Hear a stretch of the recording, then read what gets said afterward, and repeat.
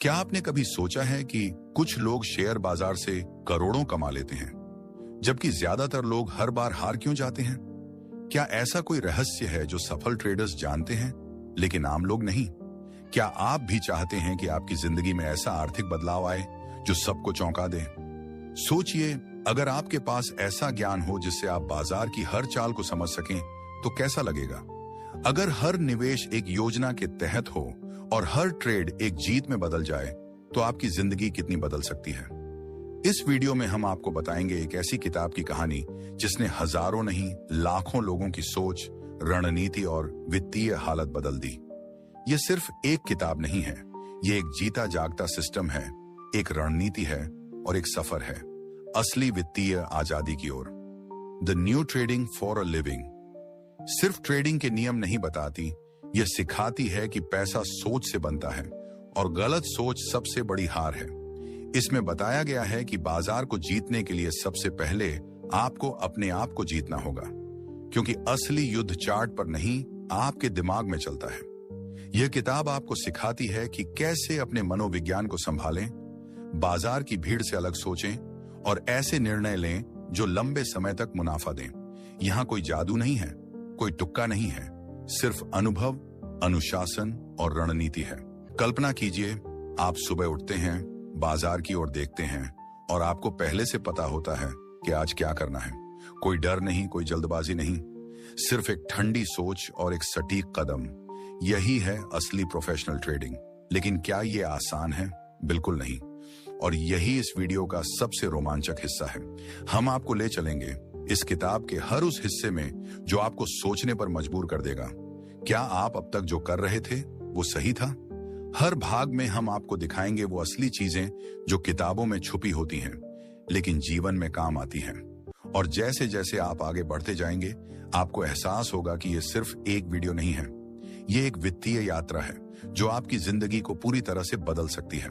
तो बैठ जाइए आराम से, दिल और दिमाग को खोलिए, क्योंकि अगले कुछ मिनटों में जो आप सुनने वाले हैं वो आपकी सोच, आपकी रणनीति और शायद आपकी जिंदगी हमेशा के लिए बदल देगा। क्या आप तैयार हैं?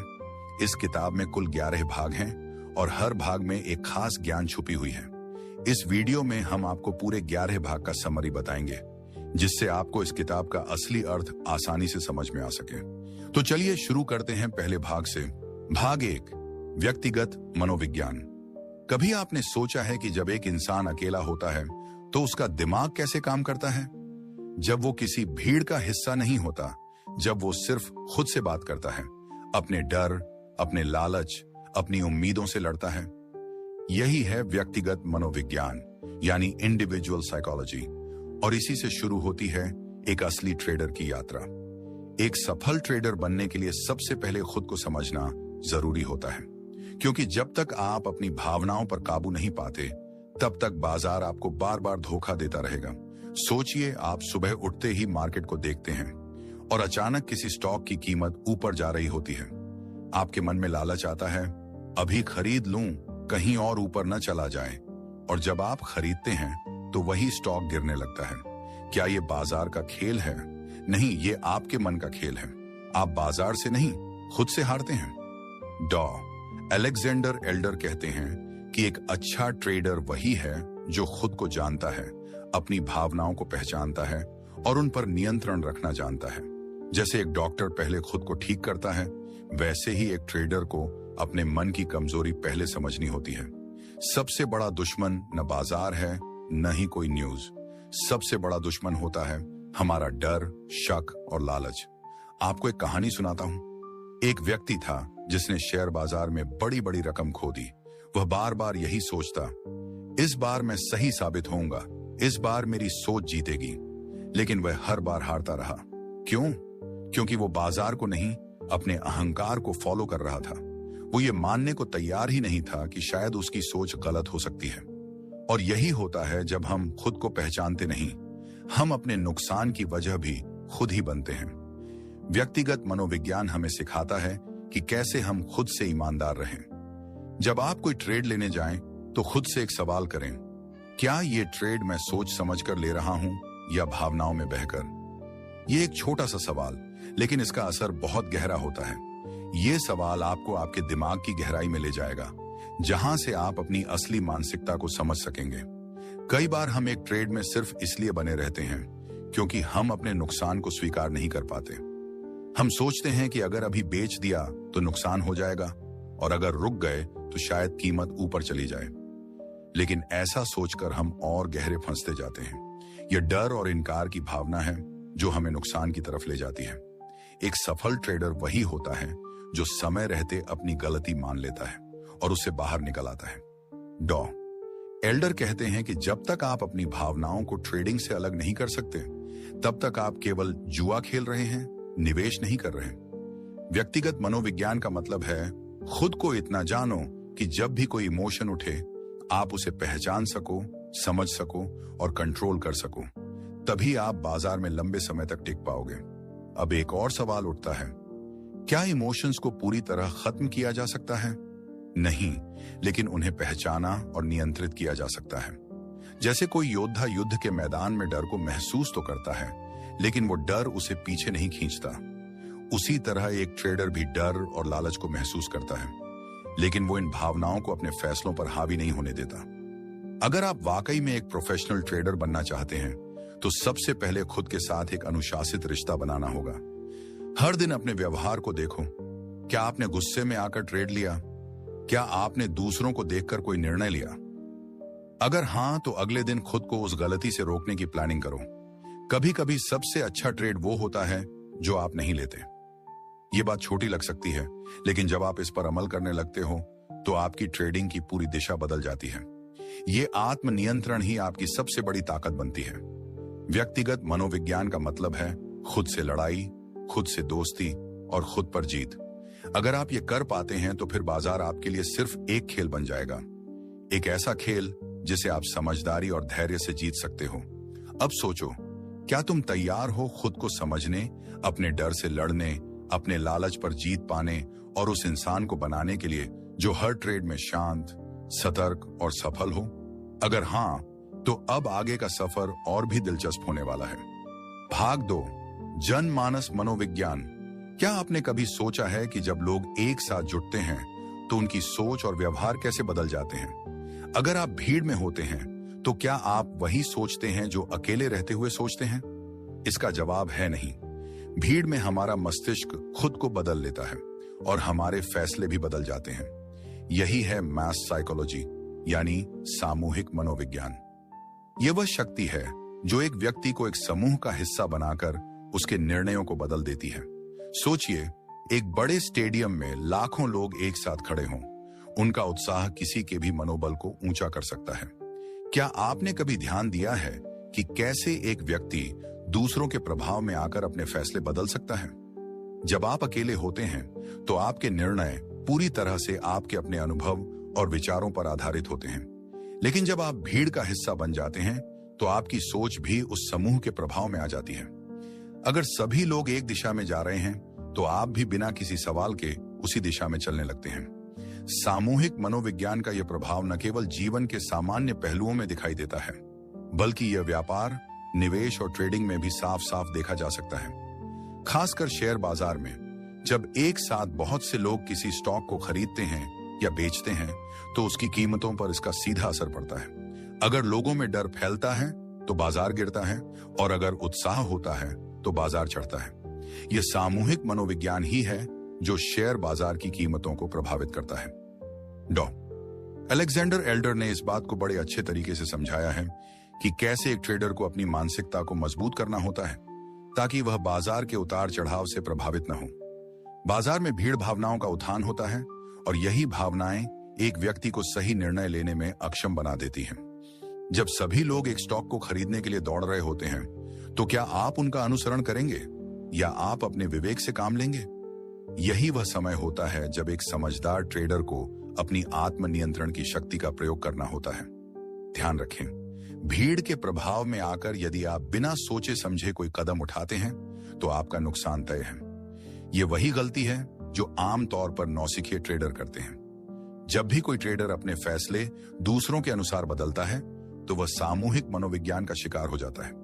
इसका मतलब यह नहीं कि आप हमेशा अकेले ही फैसला करें, बल्कि इसका मतलब है कि आपको भीड़ की मानसिकता को समझकर अपना फैसला उसी के अनुसार लेना चाहिए। यहाँ एक महत्वपूर्ण बात है, एक अच्छा ट्रेडर वही है जो बाजार के उतार चढ़ाव से प्रभावित होने के बजाय अपने भीतर आत्मविश्वास रखता है। यही आत्मविश्वास उसे भीड़ के प्रभाव से अलग करता है और सही निर्णय लेने में मदद करता है। आपको यह समझना होगा कि जब बाजार में हंगामा हो तब भी आपको अपनी योजना पर टिके रहना होता है। मनोविज्ञान की यह समझ हमें बताती है कि केवल आर्थिक निर्णय ही नहीं बल्कि भावनात्मक फैसले भी सामूहिक मानसिकता पर आधारित होते हैं। उदाहरण के लिए, अगर बाजार में किसी स्टॉक का मूल्य गिरता है तो बाकी निवेशक डर के कारण अपनी संपत्ति बेच देते हैं। यह सामूहिक भय उनके निर्णय को प्रभावित करता है, जिससे वह और भी नुकसान में फंस जाते हैं। अगर आप इन डरावनी भावनाओं से खुद को अलग रखते हुए सही समय पर सही निर्णय लेते हैं तो आप इस खेल में जीत सकते हैं। एक अन्य उदाहरण लेते हैं। जब कोई खास कंपनी किसी नए उत्पाद को लॉन्च करती है और उसका प्रचार बहुत जोर शोर से होता है तो अचानक ही वह कंपनी का स्टॉक बहुत ऊपर जाता है। अब यह केवल उत्साह और उम्मीदों का नतीजा होता है। जब तक लोग इस उत्साह में बहकर स्टॉक खरीदते रहते हैं तब तक उसका मूल्य चढ़ता रहता है। लेकिन अगर किसी को उस स्टॉक के वास्तविक मूल्य का ज्ञान हो और वह शांत मन से विश्लेषण करता हो तो वह उस स्टॉक के साथ जल्दी से बाहर आ सकता है और अपने फायदे की ओर बढ़ सकता है। यह सामूहिक उत्साह ही है जो एक सामान्य व्यक्ति को असफल कर सकता है। समूह का प्रभाव ट्रेडिंग की दुनिया में बहुत बड़ा होता है और यही कारण है कि डॉक्टर अलेक्जेंडर एल्डर कहते हैं कि एक अच्छा ट्रेडर वही है जो बाजार की भावनाओं से अपने को अलग रखता है और अपनी योजना के मुताबिक चलता है। अगर आप यह समझ पाते हैं तो आप इस खेल में लंबे समय तक सफल रह सकते हैं। सामूहिक मानसिकता का प्रभाव असल जीवन में भी दिखाई देता है। जब हम किसी समूह का हिस्सा होते हैं तो हमारी सोच और व्यवहार उस समूह से प्रभावित होते हैं। यही वह समय होता है जब हमें खुद से सवाल करना होता है, क्या यह वही निर्णय है जो मैं खुद से करता या यह किसी और के प्रभाव में आकर लिया गया फैसला है। समूह का प्रभाव कभी भी हल्के में नहीं लिया जा सकता, खासकर तब जब आपका पैसा इस पर निर्भर हो। इसलिए सामूहिक मानसिकता को समझना और उस पर काबू पाना हर एक सफल ट्रेडर की निशानी है। भाग 3, पारंपरिक चार्ट विश्लेषण। चार्ट विश्लेषण एक ट्रेडिंग की दुनिया में बेहद महत्वपूर्ण भूमिका निभाता है। जब हम किसी स्टॉक या बाजार का मूल्य परिवर्तन देखते हैं तो यह बहुत जरूरी होता है कि हम उसे समझने के लिए चार्ट का सहारा लें। क्लासिकल चार्ट एनालिसिस यानी पारंपरिक चार्ट विश्लेषण वह तरीका है जिसमें हम किसी भी वित्तीय उत्पाद के मूल्य आंदोलन को चार्ट्स के माध्यम से समझने की कोशिश करते हैं। किसी भी ट्रेडर के लिए चार्ट की पढ़ाई बेहद जरूरी होती है क्योंकि इससे उन्हें बाजार की दिशा का अंदाजा होता है। लेकिन यह एक कला है और जैसे जैसे आप इसे समझते जाते हैं आपकी ट्रेडिंग की क्षमता भी बढ़ती जाती है।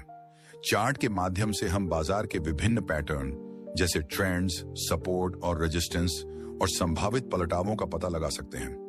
इन पैटर्न्स का अध्ययन करते हुए हम यह अनुमान लगा सकते हैं कि बाजार किस दिशा में जा सकता है और कब हमें अपनी पोजीशन बदलनी चाहिए।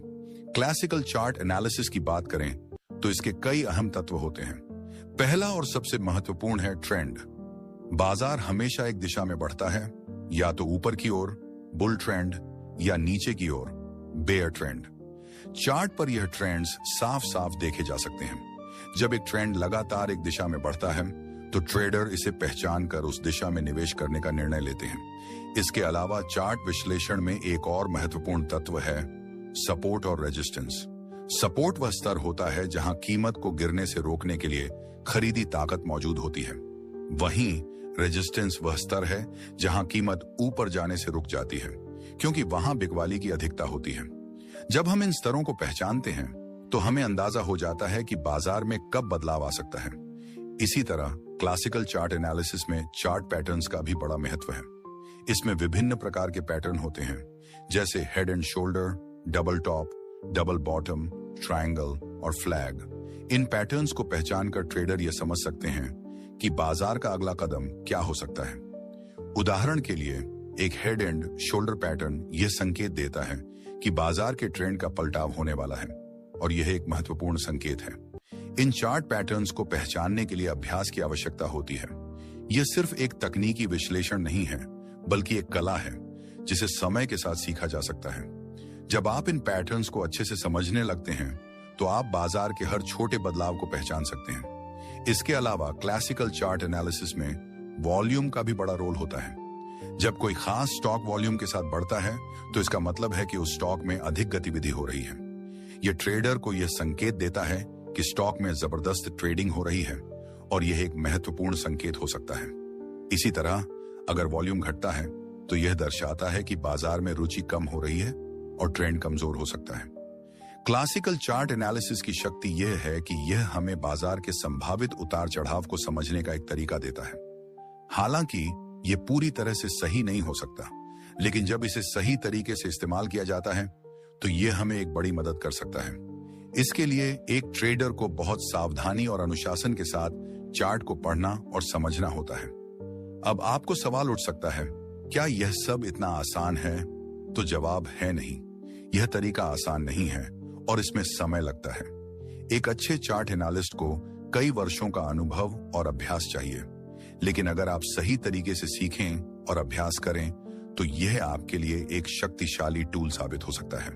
हर ट्रेडर को चार्ट का अध्ययन करने की कला सीखनी चाहिए ताकि वह बाजार के बदलावों को सही समय पर पहचान सके। यही वह तरीका है जिससे आप बाजार में सफलता पा सकते हैं। भाग 4, संगणक तकनीकी विश्लेषण। संगणक तकनीकी विश्लेषण एक ऐसा टूल है जो ट्रेडिंग और निवेशकों को बाजार के आंकड़ों का विश्लेषण करने में मदद करता है। यह तकनीकी विश्लेषण के पारंपरिक तरीके को और अधिक सटीक, तेज और कुशल बनाता है। इस विश्लेषण में कंप्यूटर प्रोग्राम और सॉफ्टवेयर का उपयोग किया जाता है जो बाजार के डेटा को एकत्र करता है, उसे प्रोसेस करता है और संभावित परिणामों का अनुमान लगाता है। संगणक तकनीकी विश्लेषण की सबसे बड़ी विशेषता यह है कि यह ट्रेडर्स को बाजार के रुझानों का पूर्वानुमान देने में मदद करता है। यह कंप्यूटर प्रोग्राम्स और एल्गोरिदम के माध्यम से स्टॉक या कमोडिटी के मूल्य आंदोलनों को पहचानने की कोशिश करता है। इसके परिणाम स्वरूप ट्रेडर्स अधिक सूझबूझ से निर्णय लेते हैं और बाजार के बदलावों को अधिक सटीक रूप से समझ पाते हैं। इस विश्लेषण की प्रक्रिया में कई महत्वपूर्ण तत्व होते हैं। सबसे पहले यह जरूरी होता है कि कंप्यूटर सिस्टम के पास पर्याप्त डेटा हो, जैसे कि स्टॉक के पिछले मूल्य, वॉल्यूम और अन्य तकनीकी संकेतक। यह डेटा सिस्टम में इनपुट के रूप में डाला जाता है और फिर संगणक एल्गोरिदम उसे प्रोसेस करते हैं। संगणक तकनीकी विश्लेषण में विभिन्न प्रकार के संकेतकों का इस्तेमाल किया जाता है, जैसे moving average, RSI, relative strength index, MACD, moving average convergence divergence और स्टोकास्टिक ऑसिलेटर। इन सभी संकेतकों का उद्देश्य यही है कि वे बाजार के वर्तमान रुझान और भविष्य के बदलावों का अनुमान लगाने में मदद करें। उदाहरण के लिए, यदि किसी स्टॉक का RSI 30 के नीचे है तो यह संकेत हो सकता है कि वह स्टॉक ओवरसोल्ड हो सकता है और उसका मूल्य जल्द ही बढ़ सकता है। संगणक तकनीकी विश्लेषण का एक बड़ा फायदा यह है कि यह बहुत सटीक और तेज होता है। मैन्युअल रूप से बाजार की स्थितियों को ट्रैक करना बहुत समय ले सकता है, जबकि कंप्यूटर सिस्टम बिना किसी गलती के इसे बहुत जल्दी और सही तरीके से कर सकता है। इसके अलावा संगणक विश्लेषण ट्रेडर्स को बेहतर निर्णय लेने के लिए पर्याप्त जानकारी प्रदान करता है। लेकिन संगणक तकनीकी विश्लेषण भी पूरी तरह से सही नहीं होता। कभी कभी ये अनुमान गलत भी हो सकते हैं। इसके कारण किसी भी तकनीकी विश्लेषण के साथ हमें हमेशा सतर्क रहना चाहिए और अन्य प्रकार के विश्लेषण जैसे मौलिक विश्लेषण को भी ध्यान में रखना चाहिए। इसके अलावा यह भी महत्वपूर्ण है कि ट्रेडर्स संगणक तकनीकी विश्लेषण के परिणामों को सही तरीके से समझें और उनका इस्तेमाल सही समय पर करें। गलत समय पर लिया गया निर्णय नुकसान पहुंचा सकता है। इसलिए संगणक तकनीकी विश्लेषण केवल एक टूल है जो सही तरीके से इस्तेमाल करने पर बहुत प्रभावी हो सकता है। यह उन ट्रेडर्स के लिए बहुत मददगार हो सकता है जो बाजार के बदलावों को जल्दी पहचानना चाहते हैं और अपने निवेश के फैसले सूझबूझ से लेना चाहते हैं। यह टूल बाजार के उतार चढ़ाव को आसानी से समझने और उसमें अवसर तलाशने में मदद करता है, लेकिन इसे सही समझ और अनुभव के साथ ही उपयोग में लाना चाहिए। भाग 5, वॉल्यूम और समय दोनों ही तकनीकी विश्लेषण के महत्वपूर्ण तत्व हैं जो एक निवेशक या ट्रेडर को बाजार की वास्तविक स्थिति समझने में मदद करते हैं। इन दोनों का सही तरीके से विश्लेषण करने से ट्रेडर को सही निर्णय लेने में मदद मिलती है और बाजार के रुझानों को सही समय पर पहचाना जा सकता है। वॉल्यूम सरल शब्दों में उस संख्या को दर्शाता है जो किसी विशेष समय अवधि में किसी वस्तु जैसे स्टॉक या कमोडिटी का ट्रेड हुआ होता है। जब वॉल्यूम अधिक होता है तो इसका मतलब है कि उस स्टॉक या कमोडिटी में ज्यादा गतिविधि हो रही है, और जब वॉल्यूम कम होता है तो इसका मतलब है कि बाजार में कम रुचि है। वॉल्यूम का सही तरीके से विश्लेषण करना एक ट्रेडर के लिए बहुत महत्वपूर्ण होता है, क्योंकि यह उसे बताता है कि बाजार में कितनी ताकत है। उदाहरण के लिए, यदि किसी स्टॉक की कीमत बढ़ रही है और इसके साथ वॉल्यूम भी बढ़ रहा है, तो यह संकेत करता है कि बाजार में इस स्टॉक के लिए मजबूत मांग है। इसका मतलब है कि यह ट्रेंड सही है और उस स्टॉक में निवेश करना लाभकारी हो सकता है। वहीं अगर किसी स्टॉक की कीमत बढ़ रही है लेकिन वॉल्यूम घट रहा है, तो यह एक नकारात्मक संकेत हो सकता है। इसका मतलब है कि स्टॉक में सच्ची ताकत नहीं है और यह ट्रेंड जल्दी पलट सकता है। वहीं यदि किसी स्टॉक की कीमत घट रही है और वॉल्यूम बढ़ रहा है, तो यह संकेत हो सकता है कि बाजार में इस स्टॉक को बेचने की भारी गतिविधि हो रही है और कीमतें और गिर सकती हैं। यदि कीमत घट रही है लेकिन वॉल्यूम कम है, तो यह दिखाता है कि बाजार में इसका ज्यादा प्रभाव नहीं है और यह गिरावट अस्थायी हो सकती है। समय का विश्लेषण भी उतना ही महत्वपूर्ण है। समय का मतलब है कि एक विशेष घटना या ट्रेंड किस समय शुरू हुआ था और किस समय खत्म हो सकता है। जब एक ट्रेडर बाजार के समय को समझता है, तो वह बेहतर निर्णय ले सकता है कि कब खरीदना है और कब बेचना है। जब वॉल्यूम और समय दोनों को सही तरीके से जोड़ दिया जाता है, तो यह एक मजबूत तकनीकी संकेत बनता है। उदाहरण के लिए, अगर किसी स्टॉक की कीमत बहुत तेजी से बढ़ रही है और वॉल्यूम भी बढ़ रहा है, तो यह संकेत करता है कि बाजार में इसके लिए एक मजबूत समर्थन है। इसी तरह, यदि कोई स्टॉक बहुत धीरे धीरे बढ़ रहा है लेकिन वॉल्यूम कम है, तो यह संकेत करता है कि यह ट्रेंड ज्यादा समय तक नहीं टिकेगा। इसके अलावा समय का सही विश्लेषण करना भी ट्रेडिंग की सफलता के लिए बहुत महत्वपूर्ण होता है। सही समय पर एक निर्णय लेना आपको उच्च लाभ दे सकता है, जबकि गलत समय पर लिया गया निर्णय नुकसान का कारण बन सकता है। उदाहरण के लिए, अगर किसी स्टॉक में गिरावट आ रही है, तो सही समय पर इसे बेचने से आप नुकसान से बच सकते हैं। लेकिन अगर आप समय पर नहीं समझ पाए, तो आप और अधिक नुकसान में फंस सकते हैं। समय का सही आकलन करना बहुत मुश्किल हो सकता है, लेकिन सही वॉल्यूम के साथ इसका विश्लेषण करके आप भविष्य के रुझानों को समझ सकते हैं। ट्रेडिंग में हर दिन नया अनुभव होता है और इसीलिए समय और वॉल्यूम का विश्लेषण करने से आप अपनी ट्रेडिंग को और अधिक कुशल बना सकते हैं। इसलिए वॉल्यूम और समय का सही तरीके से विश्लेषण करना ट्रेडिंग की सफलता के लिए महत्वपूर्ण है। ये दोनों तत्व एक साथ मिलकर एक निवेशक को सही निर्णय लेने की शक्ति देते हैं। भाग 6, सामान्य बाजार संकेतक। सामान्य बाजार संकेतक तकनीकी विश्लेषण के सबसे महत्वपूर्ण हिस्सों में से एक है। ये संकेतक ट्रेडरों और निवेशकों को बाजार की समग्र दिशा को समझने में मदद करते हैं। जब इन संकेतकों का सही तरीके से उपयोग किया जाता है, तो वे निवेशकों को बेहतर निर्णय लेने और बाजार के रुझानों को पहचानने में मदद कर सकते हैं। बाजार संकेतक विभिन्न प्रकार के होते हैं और इनमें से कुछ प्रमुख संकेतक हैं, जैसे कि stock market index, moving average, relative strength index, RSI और बल्कॉस्की के चार्ट। इन सभी संकेतकों का उद्देश्य बाजार की मौजूदा स्थिति और भविष्य के संभावित रुझान को सही तरीके से पहचानना है। स्टॉक मार्केट इंडेक्स, जैसे कि निफ्टी और सेंसेक्स, एक अच्छा सामान्य बाजार संकेतक होते हैं। ये इंडेक्स पूरे बाजार की दिशा को दर्शाते हैं। अगर इंडेक्स बढ़ रहा है, तो इसका मतलब है कि अधिकांश स्टॉक्स की कीमतें बढ़ रही हैं, और अगर इंडेक्स गिर रहा है, तो अधिकांश स्टॉक्स में गिरावट हो रही है। इन इंडेक्स का उपयोग ट्रेडर्स यह पहचानने के लिए करते हैं कि बाजार का रुझान किस दिशा में है। मूविंग एवरेज MI एक और बहुत महत्वपूर्ण संकेतक है जो बाजार की दिशा को पहचानने में मदद करता है। मूविंग एवरेज एक औसत है जो किसी विशेष समय सीमा में एक स्टॉक की कीमतों का औसत निकालता है। यदि किसी स्टॉक का मूविंग एवरेज बढ़ रहा है, तो इसका मतलब है कि वह स्टॉक अप ट्रेंड में है। इसी तरह अगर मूविंग एवरेज घट रहा है, तो यह डाउन ट्रेंड का संकेत देता है। मूविंग एवरेज का उपयोग करते समय ट्रेडर इसे अन्य संकेतकों के साथ मिलाकर इसका विश्लेषण करते हैं, ताकि वे बाजार की सही दिशा का अनुमान लगा सकें।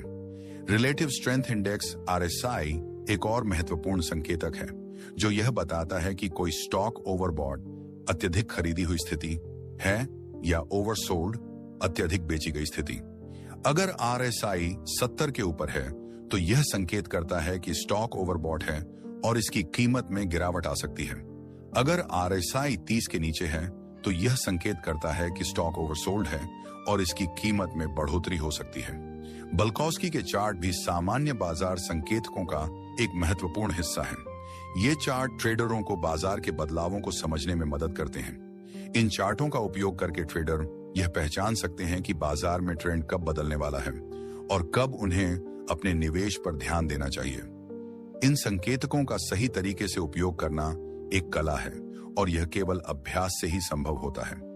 ट्रेडर जितना अधिक इन संकेतकों का अभ्यास करते हैं, उतना ही उन्हें यह समझ में आता है कि कब और कैसे इन संकेतकों का सही उपयोग किया जाए। समाप्ति में सामान्य बाजार संकेतक ट्रेडिंग और निवेश की दुनिया में बहुत महत्वपूर्ण भूमिका निभाते हैं। जब इनका सही उपयोग किया जाता है तो ये निवेशकों को बाजार के रुझान की सटीक जानकारी प्रदान कर सकते हैं, जो उन्हें बेहतर निर्णय लेने में मदद करती है। भाग 7, ट्रेडिंग सिस्टम्स। ट्रेडिंग सिस्टम्स उन नियमों और तरीकों का समूह होते हैं जिन्हें एक ट्रेडर बाजार में निवेश या ट्रेड करने के लिए अपनाता है। इन सिस्टम्स का उद्देश्य ट्रेडर को सही समय पर सही निर्णय लेने में मदद करना है। एक मजबूत और प्रभावी ट्रेडिंग सिस्टम न केवल आपको सही समय पर ट्रेड करने की अनुमति देता है, बल्कि यह आपकी हानियों को भी कम कर सकता है और आपके लाभ को बढ़ा सकता है। ट्रेडिंग सिस्टम का मुख्य उद्देश्य किसी भी ट्रेड को रणनीतिक तरीके से करना है ताकि बाजार के उतार चढ़ाव से बचा जा सके। एक अच्छा ट्रेडिंग सिस्टम सटीक, स्पष्ट और अनुशासित होना चाहिए। बिना किसी ठोस सिस्टम के ट्रेडिंग करना जैसे एक अंधेरे कमरे में चलने जैसा हो सकता है, जहां न तो रास्ता स्पष्ट होता है और न ही सही दिशा दिखाई देती है। एक ट्रेडिंग सिस्टम की शुरुआत एक स्पष्ट रणनीति से होती है। ट्रेडिंग के लिए विभिन्न प्रकार की रणनीतियां हो सकती हैं, जैसे कि short term trading, long term investment, swing trading, day trading आदि।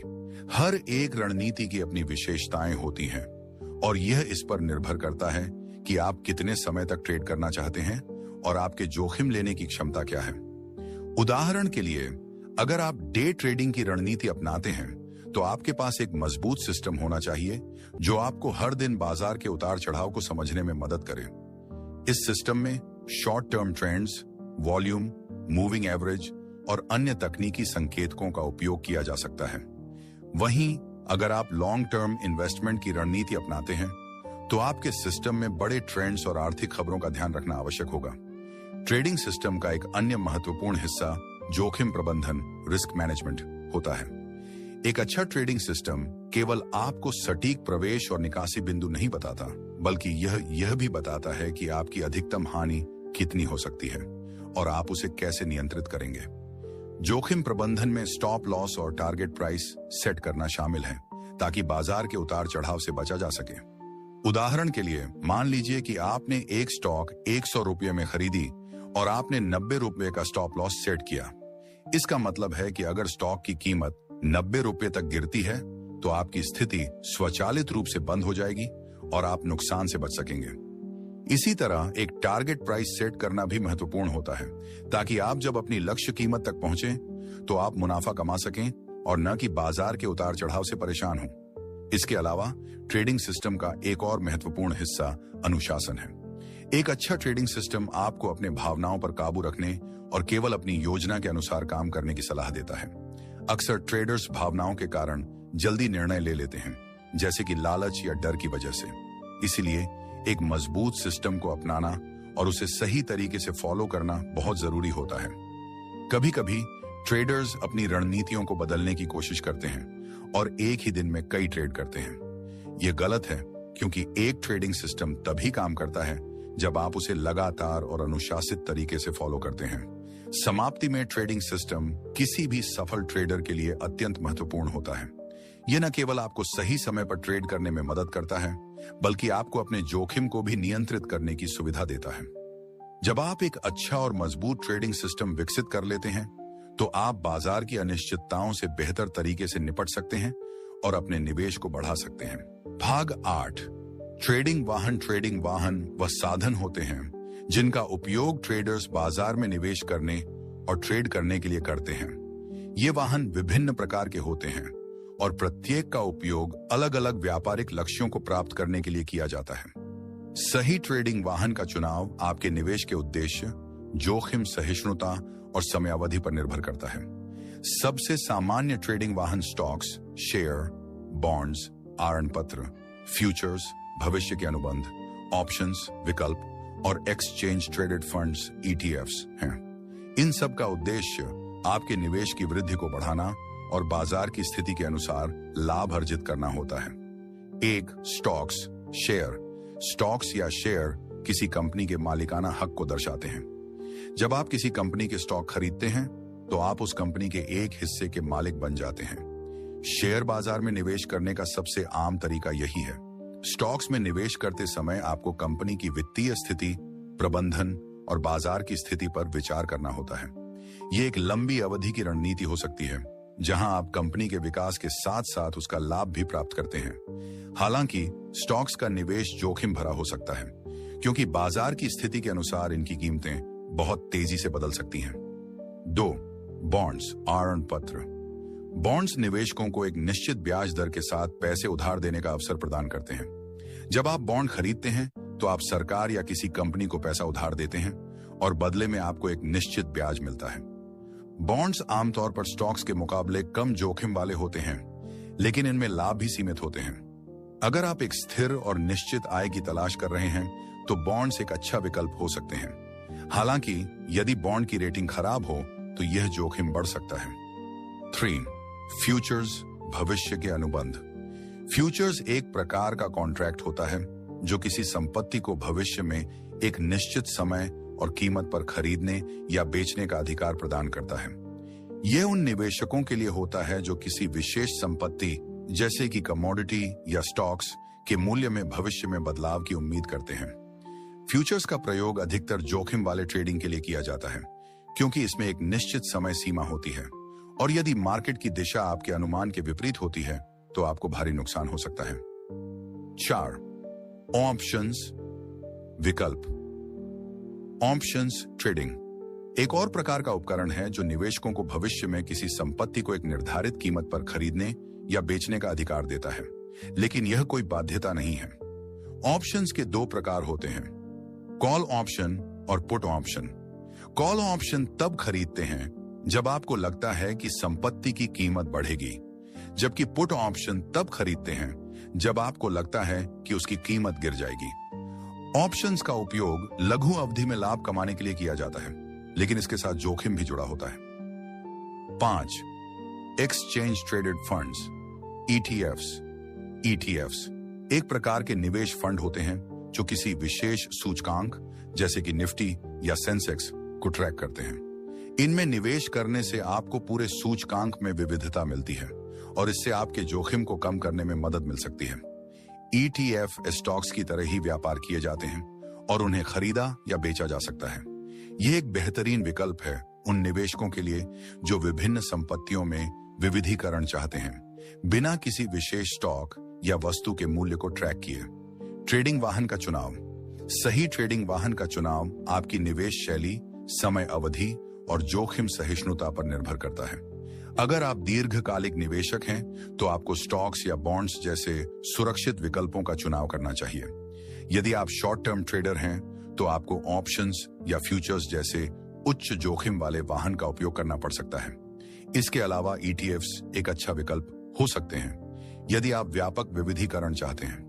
इसीलिए ट्रेडिंग वाहन का चुनाव करते समय आपको अपनी व्यक्तिगत वित्तीय स्थिति और निवेश लक्ष्यों का पूरी तरह से विश्लेषण करना चाहिए।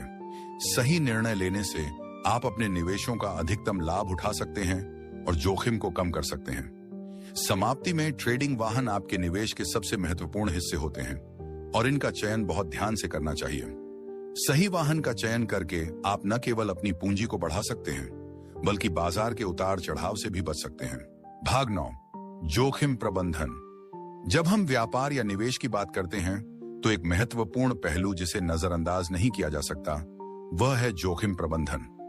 निवेश की दुनिया में हर कदम में जोखिम होता है और यही वह कारण है कि निवेशक या व्यापारी अपने निवेश के फैसले बहुत सोच समझ कर लेते हैं। जोखिम प्रबंधन का उद्देश्य यह सुनिश्चित करना होता है कि किसी भी नुकसान को न्यूनतम किया जाए और लाभ को अधिकतम किया जाए। यह एक ऐसा उपकरण है जो निवेशक को यह सिखाता है कि उन्हें किस प्रकार से अपने निवेश का प्रबंधन करना चाहिए ताकि नुकसान से बचा जा सके और दीर्घकालिक सफलता सुनिश्चित की जा सके। जोखिम को पहचानना। जोखिम प्रबंधन की शुरुआत होती है जोखिम की पहचान से। आपको सबसे पहले यह समझने की आवश्यकता होती है कि कौन से कारक आपके निवेश को प्रभावित कर सकते हैं। क्या यह बाजार की अस्थिरता है? क्या यह किसी विशेष सेक्टर का जोखिम है? क्या यह राजनीतिक या आर्थिक अनिश्चितता है? या फिर यह आपके द्वारा चुने गए ट्रेडिंग वाहन का विशिष्ट जोखिम है? इन सभी कारकों को समझना जरूरी है, क्योंकि बिना इन्हें पहचाने आप कभी भी पूरी तरह से जोखिम प्रबंधन नहीं कर सकते। 1. स्टॉप लॉस आदेश का उपयोग। जोखिम प्रबंधन का सबसे प्रभावी तरीका स्टॉप लॉस आदेश का उपयोग करना है। स्टॉप लॉस एक प्रकार का आदेश है जो आपके व्यापार को एक निश्चित मूल्य पर बंद कर देता है यदि बाजार आपकी उम्मीदों के विपरीत चलता है। उदाहरण के लिए, यदि आपने किसी स्टॉक को 100 रुपए पर खरीदा है और आपने 90 रुपए पर स्टॉप लॉस सेट किया है, तो जैसे ही स्टॉक 90 रुपए पर पहुंचता है, आपका व्यापार ऑटोमेटिकली बंद हो जाएगा। इससे आपको बड़े नुकसान से बचने में मदद मिलती है और आप अपनी पूंजी को बचा सकते हैं। 2. पोर्टफोलियो विविधीकरण, डाइवर्सिफिकेशन। जोखिम को कम करने के लिए सबसे प्रभावी रणनीतियों में से एक पोर्टफोलियो विविधीकरण है। इसका मतलब है कि आप अपनी पूंजी को अलग अलग प्रकार के निवेशों में बांटते हैं, जैसे कि stocks, bonds, real estate, commodity और दूसरे निवेश वाहन। अगर एक निवेश वाहन में नुकसान होता है तो दूसरी जगह से आपको लाभ हो सकता है। इस प्रकार आपके पोर्टफोलियो का कुल जोखिम कम हो जाता है। उदाहरण के लिए, अगर आप केवल एक कंपनी के स्टॉक्स में निवेश करते हैं, तो यदि वह कंपनी संकट में पड़ जाती है तो आप पूरे पैसे खो सकते हैं। लेकिन अगर आप विभिन्न सेक्टर्स में निवेश करते हैं, तो एक खराब निवेश के प्रभाव को दूसरा अच्छा निवेश संतुलित कर सकता है। 3. रिटर्न और जोखिम का अनुपात। जोखिम प्रबंधन के एक महत्वपूर्ण पहलू का नाम है रिटर्न और जोखिम का अनुपात। निवेशक को यह समझना चाहिए कि वह जिस निवेश में पैसा लगा रहा है, उसमें कितना रिटर्न लाभ प्राप्त होगा और इसके मुकाबले उसे कितना जोखिम उठाना पड़ेगा। उदाहरण के लिए, यदि आप एक स्टॉक में 1000 रुपये निवेश करते हैं और आपको उम्मीद है कि यह 1200 रुपये तक जाएगा, तो आपका रिटर्न 200 रुपये होगा। लेकिन यदि बाजार में उलटफेर होता है और वह स्टॉक 800 रुपये तक गिर जाता है, तो आपका नुकसान 200 रुपये होगा। इस प्रकार के अनुपात को समझने से आप यह तय कर सकते हैं कि कौन सा निवेश आपके लिए सबसे उपयुक्त है। 4. जोखिम सहिष्णुता, रिस्क टॉलरेंस। हर निवेशक की अपनी जोखिम सहिष्णुता होती है, यानी कि वह कितना जोखिम उठा सकता है। यह आपकी मानसिकता, निवेश की अवधि और आपकी वित्तीय स्थिति पर निर्भर करता है। कुछ लोग बहुत कम जोखिम उठाने के लिए तैयार होते हैं, जबकि कुछ लोग ज्यादा जोखिम उठाकर ज्यादा लाभ प्राप्त करना चाहते हैं। उदाहरण के लिए, यदि आप एक युवा निवेशक हैं और आपकी वित्तीय स्थिति स्थिर है, तो आप थोड़ी अधिक जोखिम ले सकते हैं, जबकि एक सेवानिवृत्त व्यक्ति शायद कम जोखिम लेने का निर्णय लेगा, क्योंकि उनके पास समय नहीं होता है नुकसान को ठीक करने के लिए। जोखिम सहिष्णुता को समझकर ही आप सही निवेश रणनीतियां बना सकते हैं। 5. सही समय पर निर्णय लेना। जोखिम प्रबंधन में एक महत्वपूर्ण कौशल सही समय पर निर्णय लेना होता है।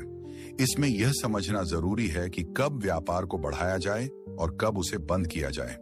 उदाहरण के लिए, यदि आपको लगता है कि बाजार का ट्रेंड बदल रहा है और आपका निवेश घाटे में जा रहा है, तो आपको समय रहते अपना निवेश समेट लेना चाहिए। इसके विपरीत, यदि आपको लगता है कि आपकी निवेश योजना सही दिशा में जा रही है, तो आपको उसे बनाए रखने की आवश्यकता होती है। सही समय पर सही निर्णय लेने से आप अपने जोखिम को कम कर सकते हैं और लाभ को अधिकतम कर सकते हैं। 6. अनुशासन और मानसिकता। जोखिम प्रबंधन में सबसे महत्वपूर्ण पहलू है अनुशासन। बिना अनुशासन के निवेशक कभी भी अपनी रणनीतियों पर टिके नहीं रह सकते। उन्हें अक्सर भावनाओं के प्रभाव में आकर गलत फैसले लेने का खतरा होता है। उदाहरण के लिए, बाजार में उतार चढ़ाव के समय भावनाओं में बहकर कुछ निवेशक बेचने के बजाय अधिक खरीदारी करने की सोचते हैं, जो कि एक गलत कदम हो सकता है।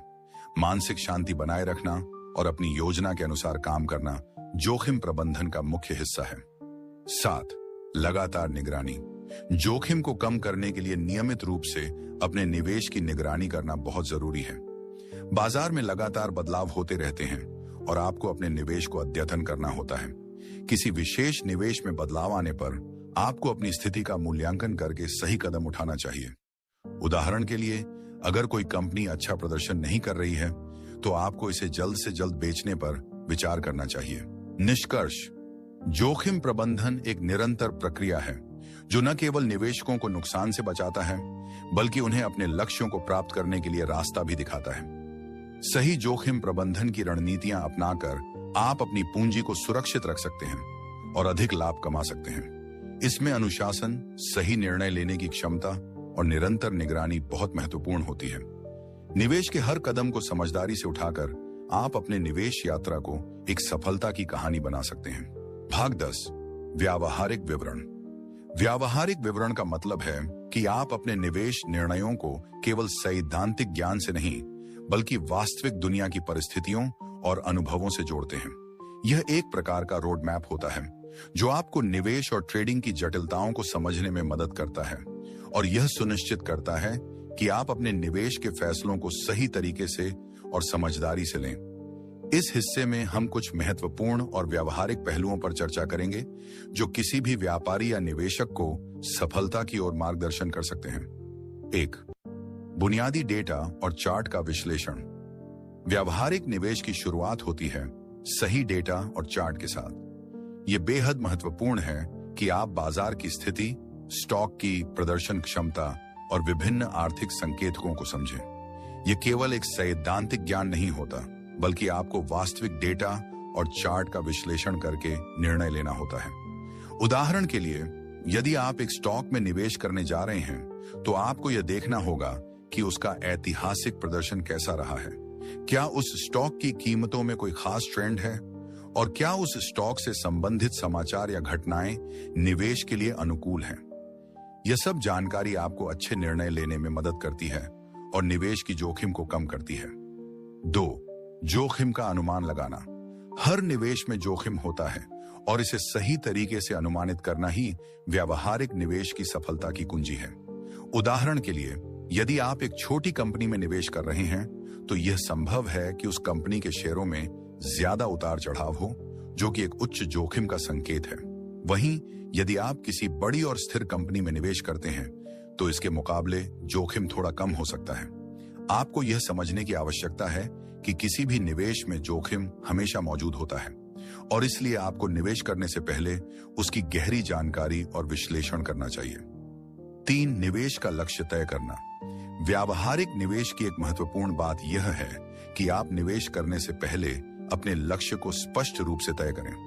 क्या आपका लक्ष्य लंबी अवधि के लिए है, यानी आप अपनी पूंजी को कुछ वर्षों तक बढ़ाना चाहते हैं, या आप छोटा तात्कालिक लाभ प्राप्त करना चाहते हैं? यदि आपका लक्ष्य लंबी अवधि का है तो आप अधिक स्थिर और सुरक्षित निवेश विकल्पों का चुनाव कर सकते हैं। वहीं यदि आपका लक्ष्य तात्कालिक लाभ है तो आप कुछ जोखिमपूर्ण लेकिन तेज लाभ देने वाले निवेश विकल्पों का चुनाव कर सकते हैं। 4. एक मजबूत रणनीति का होना। जब आप निवेश करना शुरू करते हैं तो आपको एक ठोस रणनीति की जरूरत होती है।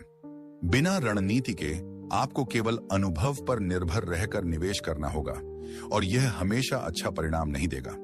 एक सही रणनीति आपको बाजार में होने वाले उतार चढ़ाव से निपटने की क्षमता देती है।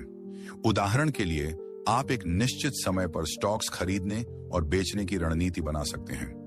आपको यह भी तय करना होगा कि आप कितने प्रतिशत लाभ के बाद अपने निवेश को बेचेंगे ताकि आपका लाभ अधिकतम हो सके और जोखिम कम हो। 5. अनुशासन और धैर्य। व्यावहारिक निवेश में सबसे महत्वपूर्ण तत्व अनुशासन और धैर्य है। यह एक निवेशक को अपनी योजना पर टिके रहने में मदद करता है, चाहे बाजार में कोई उतार चढ़ाव हो। जब बाजार में गिरावट आती है तो कई निवेशक घबराकर अपना निवेश बेचने का फैसला करते हैं, जो कि गलत कदम हो सकता है। इसके बजाय अनुशासन और धैर्य के साथ उन्हें अपनी योजना पर टिके रहना चाहिए और केवल जब निवेश में स्थिरता और सुधार दिखे तब अपने फैसले बदलने चाहिए। 6. तकनीकी विश्लेषण और संकेतक।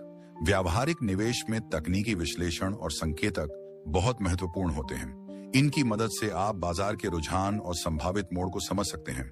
उदाहरण के लिए, यदि एक स्टॉक के मूविंग एवरेज में बदलाव आता है तो यह एक संकेत हो सकता है कि वह स्टॉक अब बढ़ सकता है या घट सकता है। इसके अलावा RSI relative strength index, MACD moving average convergence divergence जैसे तकनीकी संकेतक भी आपके निर्णयों को बेहतर बनाने में मदद करते हैं। सातवां, विविधीकरण, डिवर्सिफिकेशन। विविधीकरण एक महत्वपूर्ण रणनीति है जो आपके पोर्टफोलियो को जोखिम से बचाता है। इसमें आप अपनी पूंजी को अलग अलग प्रकार के निवेशों में बांटते हैं, जैसे कि शेयर, बॉन्ड, रियल एस्टेट और कमोडिटी। उदाहरण के लिए, यदि आपके पास सिर्फ एक कंपनी के शेयर हैं और वह कंपनी संकट में पड़ जाती है, तो आपका सारा निवेश खतरे में पड़ सकता है। लेकिन यदि आप अपनी पूंजी को विविध प्रकार के निवेशों में बांटते हैं, तो अगर एक में नुकसान होता है तो दूसरा निवेश उसे कवर कर सकता है।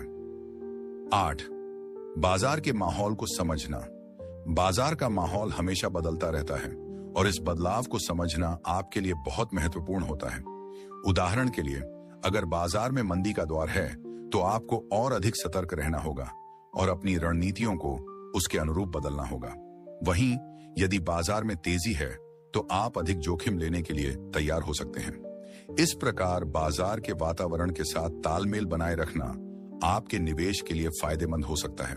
9, भावनाओं का प्रबंधन। व्यावहारिक निवेश में सबसे बड़ी चुनौती भावनाओं का प्रबंधन है।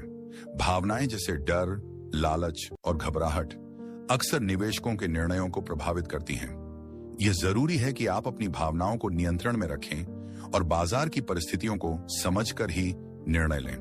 कई बार निवेशक बाजार में उतार चढ़ाव देखकर घबराते हैं और बिना सोचे समझे अपना निवेश बेच देते हैं, जो कि गलत हो सकता है। 10वीं, निरंतर शिक्षा और अनुभव। व्यावहारिक निवेश के लिए निरंतर शिक्षा और अनुभव आवश्यक है। निवेश के क्षेत्र में हमेशा कुछ नया सीखने के अवसर होते हैं। आपको नई रणनीतियों, नए निवेश विकल्पों और नए तकनीकी विश्लेषण के तरीकों के बारे में सीखते रहना चाहिए। जैसे जैसे आपका अनुभव बढ़ेगा, वैसे वैसे आप बेहतर निवेश निर्णय ले पाएंगे और आपके जोखिम को कम करने में मदद मिलेगी। निष्कर्ष, व्यावहारिक निवेश में सफलता पाने के लिए आपको सही ज्ञान, अनुशासन और ठोस रणनीतियों की जरूरत होती है। आपको यह समझना होगा कि निवेश केवल गणना नहीं है, बल्कि यह आपकी मानसिकता, आपके लक्ष्यों और आपके भावनाओं के प्रबंधन पर भी निर्भर करता है। अगर आप इन पहलुओं पर ध्यान देंगे और सही निर्णय लेंगे, तो आप अपने निवेश की सफलता सुनिश्चित कर सकते हैं और जीवन में आर्थिक स्वतंत्रता पा सकते हैं। भाग 11, अच्छा रिकॉर्ड कीपिंग। अच्छे रिकॉर्ड कीपिंग का मतलब है कि आप अपने सभी निवेशों, ट्रेडिंग गतिविधियों और वित्तीय निर्णयों को व्यवस्थित और सटीक रूप से रिकॉर्ड करते हैं। यह एक निवेशक या व्यापारी के लिए बेहद महत्वपूर्ण है, क्योंकि यह न केवल आपकी वर्तमान स्थिति को दर्शाता है, बल्कि भविष्य में होने वाले निर्णयों में भी मदद करता है। जब आप हर एक ट्रेड और निवेश का विवरण सही तरीके से रखते हैं, तो आप अपनी सफलता और असफलता का मूल्यांकन कर सकते हैं और समझ सकते हैं कि किस रणनीति ने काम किया और कौन सी रणनीति से बचना चाहिए। 1, निवेश रिकॉर्ड का महत्व। जब आप निवेश करते हैं, तो हर एक निवेश के बारे में जानकारी रखना आवश्यक है। उदाहरण के तौर पर, आपने किस दिन, किस कीमत पर और कितनी मात्रा में किसी विशेष स्टॉक में निवेश किया। इसके अलावा आपको यह भी रिकॉर्ड करना चाहिए कि आपने उस स्टॉक को कब बेचा, कितने लाभ या हानि का सामना किया और क्या बाजार की कोई विशेष घटना थी जिसने आपके निर्णय को प्रभावित किया। यदि आप यह जानकारी सही तरीके से रखते हैं, तो आप भविष्य में बेहतर निर्णय ले सकते हैं, क्योंकि आपके पास यह डेटा होगा कि कौन सी परिस्थितियों में आपका निवेश सही था और कब आपने गलती की। 2, व्यापार का विश्लेषण। व्यापार का विश्लेषण करना केवल स्टॉक की कीमतों को देखना नहीं है, बल्कि इसका मतलब है कि आप अपने हर व्यापार के परिणामों का विश्लेषण करें। उदाहरण के तौर पर, यदि आपने किसी व्यापार में नुकसान उठाया है, तो आपको यह देखना चाहिए कि क्या वह नुकसान आपकी रणनीति में किसी कमी की वजह से हुआ था या फिर बाजार के सामान्य उतार चढ़ाव के कारण। यदि आप अपने व्यापार के हर पहलू को सही तरीके से रिकॉर्ड करते हैं, तो आप यह जान पाएंगे कि आपकी कौन सी आदतें, निर्णय और रणनीतियां सबसे ज्यादा प्रभावी रही हैं। 3, कर लाभ और कर नुकसान। जब आप निवेश करते हैं, तो आपको यह भी ध्यान रखना होता है कि आपका निवेश कर लाभ या कर नुकसान पर कैसे प्रभाव डालता है। उदाहरण के लिए, यदि आपने किसी शेयर में लाभ कमाया है, तो उस पर टैक्स देना पड़ेगा। लेकिन अगर आपने किसी निवेश में हानि उठाई है, तो आप उस हानि को अपनी टैक्स रिपोर्ट में शामिल कर सकते हैं। इसलिए निवेशों का सही रिकॉर्ड रखना यह सुनिश्चित करता है कि आप टैक्स संबंधी सभी नियमों का पालन कर रहे हैं और आपको कर संबंधी कोई समस्या नहीं आती। 4. व्यापार रणनीतियों का मूल्यांकन। आपने जो भी व्यापार रणनीतियां अपनाई हैं, उनका मूल्यांकन करना बेहद महत्वपूर्ण है। उदाहरण के लिए, क्या आपने लंबी अवधि के लिए निवेश किया था या फिर त्वरित लाभ की उम्मीद में स्टॉक खरीदे थे? क्या आपने किसी विशेष संकेतक का पालन किया था? क्या आपके पास एक स्पष्ट रणनीति थी या आप बस बाजार के उतार चढ़ाव से प्रभावित हो गए थे? जब आप इन सभी पहलुओं को रिकॉर्ड करते हैं, तो आपको यह समझने में मदद मिलती है कि कौन सी रणनीतियां सफल रही हैं और कौन सी विफल हुई। 5. वित्तीय स्थिति का ट्रैकिंग। आपको अपनी वित्तीय स्थिति को भी नियमित रूप से ट्रैक करना चाहिए। यह केवल आपके निवेश का रिकॉर्ड रखना नहीं है, बल्कि इसमें आपकी आय, खर्च, बचत, आर्न और अन्य वित्तीय गतिविधियां शामिल हैं। यह आपको यह समझने में मदद करता है कि आपकी मौजूदा स्थिति क्या है और क्या आपके पास नए निवेश के लिए पूंजी उपलब्ध है। इसके अलावा यह आपके बजट को भी सुधारने में मदद करता है, ताकि आप अपने वित्तीय लक्ष्यों को आसानी से प्राप्त कर सकें। 6. सॉफ्टवेयर और टूल का उपयोग। आजकल विभिन्न प्रकार के सॉफ्टवेयर और टूल्स उपलब्ध हैं, जो आपको निवेश और व्यापार के रिकॉर्ड को ट्रैक करने में मदद करते हैं। ये सॉफ्टवेयर न केवल आपके निवेश के डेटा को व्यवस्थित करते हैं, बल्कि यह आपको निवेश पर होने वाले लाभ हानि की गणना, टैक्स पर असर और भविष्य के निर्णयों के लिए जरूरी जानकारी भी देते हैं। उदाहरण के लिए, कुछ सॉफ्टवेयर आपको यह भी बताने में मदद करते हैं कि कौन सा निवेश लाभकारी है और कौन सा निवेश नुकसानदायक। 7. निवेश की रणनीतियों को समय के साथ बदलना। निवेश के रिकॉर्ड को बनाए रखते समय यह महत्वपूर्ण है कि आप समय समय पर अपनी रणनीतियों का मूल्यांकन करें। बाजार की स्थिति बदलती रहती है और इस बदलाव के साथ ही आपकी निवेश रणनीतियां भी बदलनी चाहिए। यदि आप पुराने रिकॉर्ड्स को सही तरीके से ट्रैक करते हैं, तो आपको यह समझ में आता है कि आपकी रणनीतियां समय के साथ प्रभावी नहीं रही हैं। इस स्थिति में आप अपनी रणनीतियों को अपडेट कर सकते हैं और अपने निवेश के निर्णयों को फिर से सही दिशा में ले जा सकते हैं। 8. दिमागी दबाव से बचाव। व्यापार और निवेश करते वक्त कभी कभी निवेशक मानसिक दबाव का शिकार हो जाते हैं। ऐसा तब होता है जब बाजार में तेजी या मंदी आती है और व्यापारी घबराकर गलत फैसले ले लेते हैं। इसलिए एक अच्छी रिकॉर्ड कीपिंग प्रणाली आपको शांत और स्थिर रखती है। जब आप अपने सारे व्यापार और निवेश का रिकॉर्ड रखते हैं, तो आपके पास हर एक निर्णय का प्रमाण होता है और आप कभी भी जल्दबाजी में फैसला नहीं करते। इसके अलावा यह मानसिक शांति बनाए रखने में भी मदद करता है, क्योंकि आपको यह पता होता है कि आप जो भी कदम उठा रहे हैं वह सोच समझकर है। 9. सफलता की निगरानी। अच्छे रिकॉर्ड कीपिंग से आप अपनी सफलता का सही तरीके से मूल्यांकन कर सकते हैं। जब आप यह देखेंगे कि आपने कौन से निवेश सही समय पर किए और कौन से गलत थे, तो आप अपनी आगामी योजनाओं को बेहतर बना सकते हैं। यह आपको यह समझने में मदद करेगा कि आपको अपने अगले निवेश को किस दिशा में ले जाना चाहिए। 10वीं, भविष्य की योजना बनाना। अच्छे रिकॉर्ड कीपिंग का एक अन्य लाभ यह है कि यह आपको भविष्य के लिए योजना बनाने में मदद करता है। जब आप अपने रिकॉर्ड्स को देखेंगे, तो आपको यह समझ में आएगा कि आपको अपनी निवेश योजनाओं में किस तरह की बदलाव की आवश्यकता है। यह आपकी निवेश यात्रा को व्यवस्थित करने और सही दिशा में मार्गदर्शन करने के लिए एक मजबूत आधार प्रदान करता है। निष्कर्ष, अच्छे रिकॉर्ड कीपिंग से न केवल आप अपने निवेश की स्थिति को ट्रैक कर सकते हैं, बल्कि यह आपको अपने निर्णयों को बेहतर बनाने, अपनी रणनीतियों का मूल्यांकन करने और अपनी वित्तीय स्थिति को सुधारने में भी मदद करता है। यह निवेशक की सफलता के लिए एक मजबूत आधार प्रदान करता है और यह सुनिश्चित करता है कि वह अपने निवेशों के हर पहलू को समझकर और सही तरीके से रिकॉर्ड करके ही निर्णय ले। तो ये थे इस किताब के 11 भाग, जिनसे हमें बहुत कुछ सीखने को मिला। अब जब आपने इस पूरे सफर को सुना, समझा और महसूस किया, क्या आपको नहीं लगता कि असली सफलता बाजार में नहीं, आपकी सोच में छुपी है?